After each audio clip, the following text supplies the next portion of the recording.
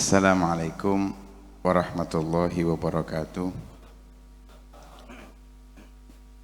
Bismillah walhamdulillah wassalatu wassalamu ala rasulillah Sayyidina wa maulana Muhammad ibn Abdullah wa ala alihi wa sahbihi wa man walah wa la hawla wa la quwata illa billah.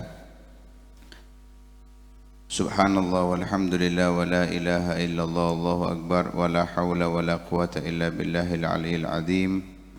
Adada kulli harfin kutiba aw yuktabu abadal abidin wa dahrad dahirin. Subhanaka la ilma lana illa ma 'allamtana innaka antal alimul hakim.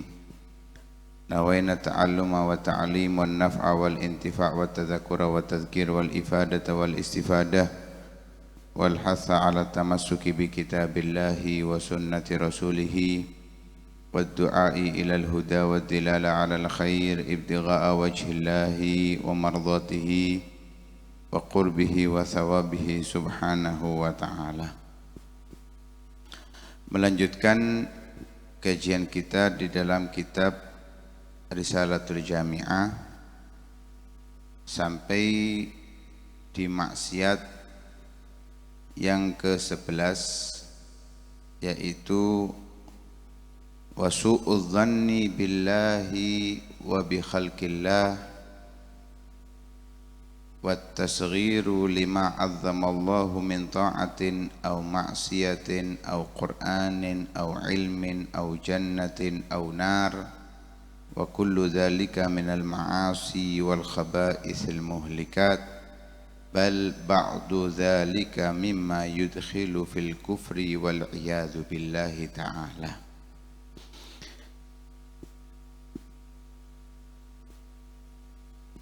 Kali ini kita akan membahas tentang maksiat hati selanjutnya, yaitu berburuk sangka pada Allah dan berburuk sangka kepada makhluk Allah Subhanahu wa ta'ala. Dalam satu riwayat disebutkan, khoslatani laisa fauqahuma syai'un minasyarri. Ada dua hal yang tidak ada di atas dua hal ini keburukan yang lebih parah. Artinya ini puncak keburukan seseorang, yaitu su'udzan billah wa su'udzan bi'ibadillah. Berburuk sangka kepada Allah dan berburuk sangka kepada hamba-hamba Allah Subhanahu wa ta'ala. Bahkan Nabi sallallahu alaihi wasallam pernah bersabda, akbarul kabair su'udzanni billahi ta'ala azza wa jal. Termasuk dosa terbesar. Banyak macamnya dosa besar, termasuk dosa besar itu berburuk sangka kepada Allah Subhanahu wa ta'ala.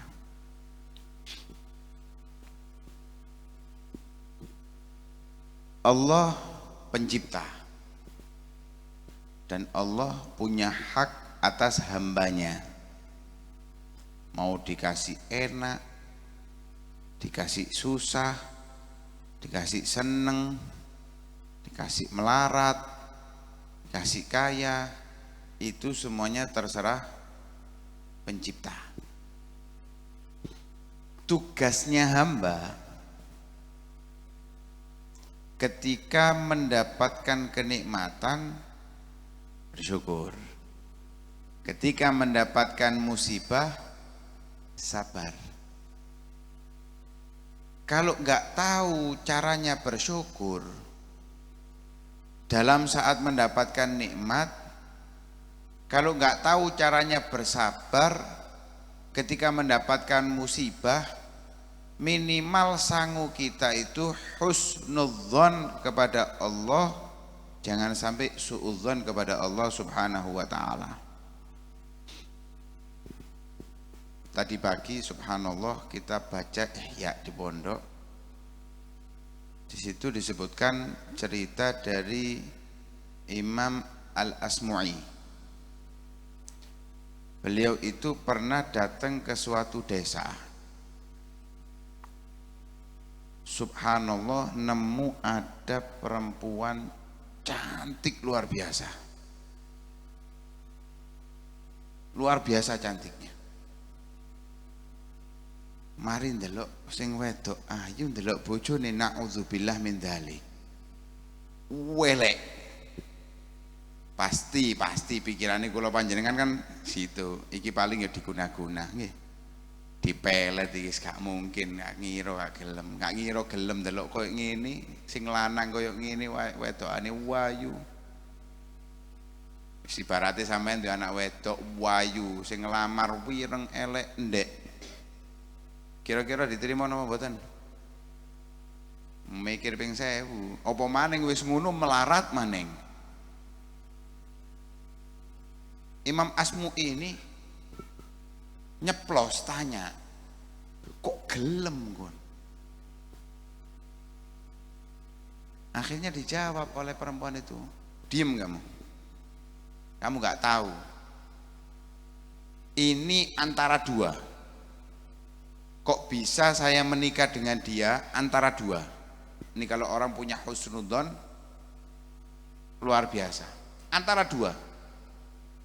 Antara dia punya kebaikan yang saya tidak tahu, sehingga Allah jadikan aku sebagai pahala atas kebaikannya dia.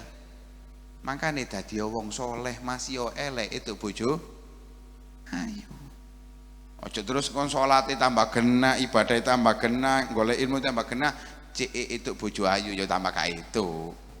Niatnya tetap seperti tadi yang disampaikan, niat yang baik. Subhanallah, perempuan ini jawab pertama antara kalau enggak karena dia berbuat baik sehingga Allah jadikan aku yang cantik ini sebagai bayarannya. Atau kalau enggak seperti itu, berarti saya punya keburukan sehingga inilah hukuman dari Allah. Makanya bagi ibu-ibu lek kepingin anake sing wedok gak dirabi karo wong elek, nggih. Ojo sampai duwe salah. Jadi paling iki yo aku gara-gara aku salah jadi deh. Makanya akhirnya aku dikei oleh Allah bojo sing elek. Wis antara loro. Jadi dia nggak pernah menyalahkan suaminya yang jelek, merendahkan suaminya yang jelek ya. Dia husnudzon. Mungkin dia punya kebaikan sehingga Allah buat aku bisa mau menerima dia.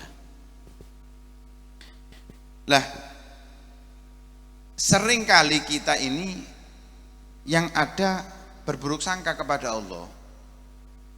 Walaupun kadang nggak langsung. Contoh, ini yang umum. Aku mulai bendungo kepingin ndang sugih, ndang rezekiku lancar, kok cek seret ae. Loh, kata-kata seperti ini itu suudzon kepada Allah. Seakan-akan dia mengatakan Allah nggak mau mendengarkan doaku. Loh, padahal seperti tadi saya katakan, kalau kita dapat masalah, musibah, sabar. Kalau kita nggak bisa caranya sabar, minimal kita husnudzon. Kalau kita doa nggak dikasih oleh Allah, kan itu ujian, musibah itu bagi kita. Tapi paling tidak kalau kita nggak bisa sabar dengan dikabulkan doa kita, minimal kita husnudzon. Oh, mungkin Allah akan memberikan kepada saya di waktu yang tepat. Dan itu yang harus kita tanamkan dalam segala hal. Seperti contoh, nanam padi, wis disirami, udan teweres. Pasti pikirannya petani apa? Kira-kira petani ku mikirnya apa? Pasti pikirannya petani, wadah, gagal panen iki. Itu secara nggak langsung dia mengatakan, wah Allah pasti membuat saya nggak panen. Suudzon kepada Allah Subhanahu wa ta'ala. Ingat, Allah berfirman dalam haditsul qudsi, ana inda dhanni abdi bi falyadhunna bi masya. Aku, kata Allah, dalam prasangka hambaku, terserah mau prasangka apa. Kalau dia punya prasangka baik kepadaku, akan aku berbuat baik kepada dia. Kalau dia berprasangka buruk kepadaku, ya aku berikan keburukan kepada dia. Na'udzubillah min dzalik. Karena itu jangan sampai kita punya rasa suudzon kepada Allah, berburuk sangka kepada Allah Subhanahu wa taala. Juga berburuk sangka kepada muslim. Hati-hati. Kadang ini kita ini gampang suudzon. Kok di mobil mang aku perjalanan ke Surabaya atau berangkat mang. Iki paling mulai nih. Paling ini. Enggak, paling ini dielingno. Jadi kita ini gampang ya suudzon kepada orang. Ngapunten. Kalau kita ngelihat ada laki-laki pemuda gonceng perempuan, pasti pikiran kita apa? Yo, boyo arek iki yo. Haram, dosa, dilakoni. Ya lek gak dulure. Wapi wajahe beda kok. Ya lek gak dulur susun, ero takon. Aku ero kok tanggoku iku. Ya lek gak kawin siri, lek kawin siri. Ero takon. Kan gak ero. Jadi cari caranya bagaimana kita husnudzon kepada dia, jangan sampai suudzon. Kalaupun memang ternyata betul dia berbuat maksiat, ruginya kita apa? Ada. Tuwas kayak husnudzon, nggak ada orang tuwas husnudzon itu nggak ada. Justru kalau suudzon ternyata nggak sesuai dugaan kita, masalah ndak? Tambah masalah. Wong sesuai dugaan aja masalah, apalagi tidak sesuai dugaan. Karena itu jangan sampai kita pernah punya suudzon kepada makhluk Allah Subhanahu wa taala. Karena itu Allah Subhanahu wa taala dalam ayat Al-Qur'an berfirman, ijtanibu katsiran minadh-dhon. Hindari, jauhi kebanyakan prasangka.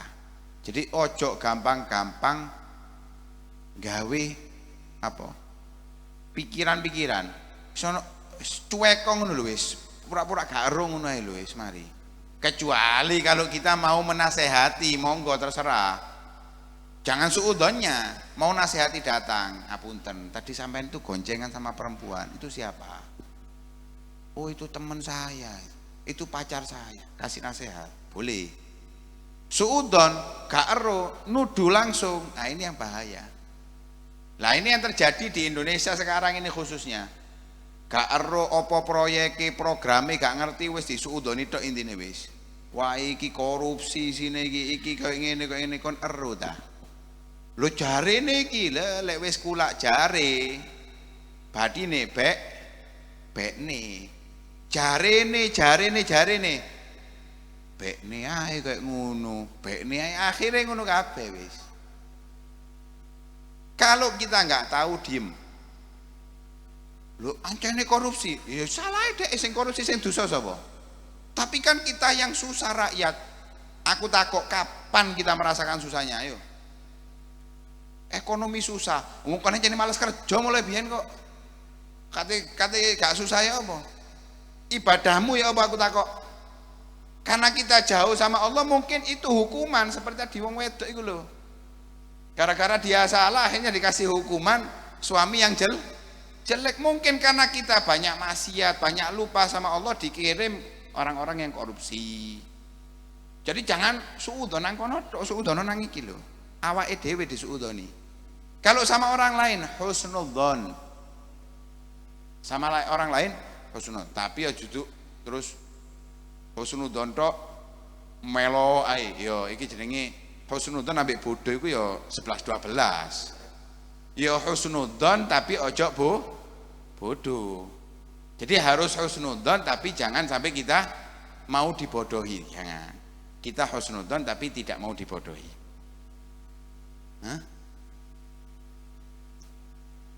Ya, wis bahaya lah dibahas. Al-Imam Sufyan Ats-Tsauri. Al-Imam Sufyan Ats-Tsauri beliau pernah mengatakan, ini perlu jadi renungan hati kita terus. Man aznaba dzamban fa'alima anna Allah ta'ala qaddarahu alaihi wa raja ghufranahu ghafarallahu lahu dzambah. Siapa yang berbuat salah, berbuat dosa, dia maksiat, tapi dia yakin bahwa ya betul, memang saya pelaku maksiatnya, tapi ini adalah takdir dari Allah. Kan terus takdir, kan takdir dari Allah, enggak. Dia tahu ini takdir dari Allah, dia berbuat salah, iya betul. Tapi dia memohon ampunan dari Allah dengan taubat, minta ampun, istighfar kepada Allah, Allah ampuni. Karena memang kita berbuat baik, berbuat salah itu semua ketentuan takdir dari Allah. Tapi kalau kita salah dan kita mengakui kesalahan kita dan memohon ampun kepada Allah, artinya dia husnudzon, Allah akan mengampuni. Bahkan disebutkan di dalam Sahihul Bukhari, diulangi maksiat lagi, tapi dia tahu bahwa dia memiliki Tuhan yang mengampuni dosa, diampuni oleh Allah Subhanahu wa ta'ala.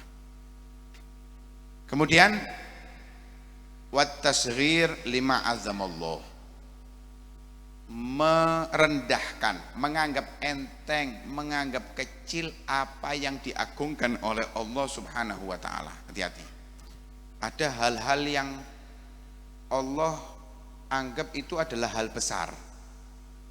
Kita harusnya menganggap besar apapun yang dianggap besar oleh Allah Subhanahu wa ta'ala.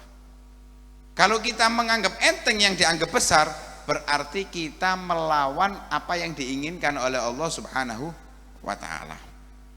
Dicontohkan min taatin, taat. Jangan pernah diremehkan walaupun kecil. Allah mek kebaikan sakmunu, titik pahalai, jangan diremehkan. Di dalam cabang iman itu, derajat yang paling rendah dari derajat iman itu imatatul adza anit thoriq, menghindarkan gangguan di jalan. Maaf, paku atau apa, jarum, ndek kene ana dom ketok cukuken, lek ngeneki wong getin terus apa iku ana tayenge apa biasa iku titanus, obatnya piro iku? Jangan dianggap remeh. Sampai menghindarkan paku satu iku podo karo sampean sodako lek ngobati lek wong kena titanus. Remeh enggak itu? Sampean sodako misalnya kena titanus iku nang dokter, biaya dokternya 50, obatnya 100. Sampean ngelebono kotak 100 ben pengajian kuat ah. Kok Ustaz Khairuddin kayak ono dhewe ya. Kan antep lek ben acara 100 gajiku 4 juta 100 acara bendino yo gak mangan anak bojoku nggih. Loh, ini yang remeh, jangan pernah dianggap remeh. Begitu juga maksiat alamek ngintip didik doa lho. Apunten, ini yang terjadi. Aku mesti lek kate bahas iki ku wedi dianggap porno aku iki. Tapi ini realita. Ibu-ibu kalau baru punya anak, ngapunten lek nyusoni ku ndolek nggenda. Kadang di luar, nyusoni nek jopo. Lah kan didelok dosa, ndak didelok sampean lu sing ngomong emane dudu aku. Nemen pengalaman iku Sar. Bingung aku. Kadang ngedoli ku yo opo sih rek wong iki rek. Sampai bingung iki kan dosa, tapi dianggap remeh hal seperti ini. Maaf, lek sampai delok terus ini, kira-kira bojone ngamuk tak gak? Tapi dijarno buka. Lah kan antik. Apa maneh dek jeding sampai nintip, tambah ngamuk ndak bojone? Tapi ketika dia menyusui, loh ini dianggap kon sakno arek cilik, lho kon lek kepingin nyusoni ya golek tempat yang sendirian. Atau memang kodratnya perempuan itu di rumah, wis ojo metu sakarepmu wis kon kate ndek kamar, ndek ojo nimbale padha ae lan pamer iki. Nggih ngundang wong nggih monggo ngono kok. Lah jangan diremehkan, maksiat sekecil apapun jangan pernah diremehkan. Bahaya. Karena dalam riwayat Nabi SAW bersabda, Allah itu menyembunyikan 3 hal pada 3 hal. Ada 3 hal yang disembunyikan oleh Allah pada 3 hal. Yang pertama ridhonya Allah. Ridhonya Allah disembunyikan di dalam taatnya. Taat yang mana? Itu haknya Allah murni. Setiap kita nggak sama. Ridhonya Allah itu di taat yang mana untuk kita nggak tahu. Hanya Allah yang tahu. Terus fala tahtaqiranna min at-ta'ati syai'a. Jangan pernah kalian fala tahtaqiranna min at-ta'ati syai'a. Jangan pernah kalian meremehkan ketaatan, walaupun ketaatan itu memang terlihat kecil. Seperti menghindarkan tadi, mungkin karena kita menghindarkan Allah meridhoi kita di situ. Yang kedua, wa ghadabahu fi maksiatih. Allah sembunyikan murkanya di dalam maksiatnya. Jangan anggap Allah itu murka kepada maksiat-maksiat yang besar, zina, bunuh orang, belum tentu. Berapa banyak orang pembunuh di zaman Nabi SAW tobat diampuni oleh Allah Subhanahu wa taala. Bahkan di zaman sebelum Nabi Muhammad bukan hanya manusia biasa yang dibunuh, nabi yang dibunuh. Tapi tobat diterima oleh Allah Subhanahu wa taala, artinya dia enggak mendapatkan murka Allah di situ. Bukan berarti wes maksiat bareng-bareng, enggak. Hati-hati, jangan pernah meremehkan dari yang besar ataupun yang kecil. Karena mungkin di situ ada murka Allah, kita enggak akan selamat kalau sudah mendapatkan murka Allah Subhanahu wa taala. Yang ketiga, wa akhfa waliyahu fi khalqih fala tahtaqiranna minhum ahada. Allah sembunyikan walinya itu ada di makhluk, sehingga jangan pernah meremehkan satupun makhluk Allah Subhanahu wa taala. Ya mungkin salah satu dari kita iki ono sing wali. Ya mungkin wali kabeh aku tok sing dudu wis. Makanya disuruh husnudzon kepada hamba-hamba Allah. Iya, iki jelas iki turun duwe dosa lagi. Wali. Apa? Makanya kita nggak boleh suudzon kepada hamba Allah barangkali dia wali. Makanya sampai dikatakan dalam sebuah syair, lupa saya syairnya, maknanya itu gini. Anggaplah setiap malam itu Lailatul Qadar. Seperti anggaplah semua manusia ini Khidir alaihissalam. Khidir itu ada riwayat beliau itu wali Allah, ada riwayat dia adalah nabi.